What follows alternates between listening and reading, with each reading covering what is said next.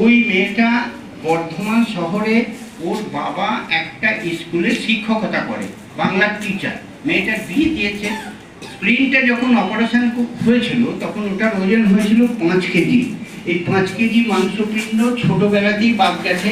এখন সাধারণভাবে চেহারাটাও ভালো দেখা যাচ্ছে, কিন্তু ওই বাচ্চাটাকে রক্ত এখনো দিতে হয়, রক্ত দিয়ে দিয়ে বাঁচিয়ে রাখা।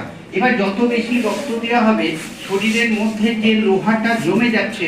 আমার হাতে যে মেশিনটা আমি দেখাচ্ছি, এই মেশিনটা একটা সিরিঞ্জ বসানো আছে, এতে ওষুধ দিয়ে এই সিরিঞ্জটা মানে ছুঁচটা হাতে পিক করা, এরপর বাচ্চার হাতেই মেশিনটা ধরিয়ে দেওয়া। এবার এটা দীর্ঘ সময় ধরে ওষুধটা ব্যবহার হবে।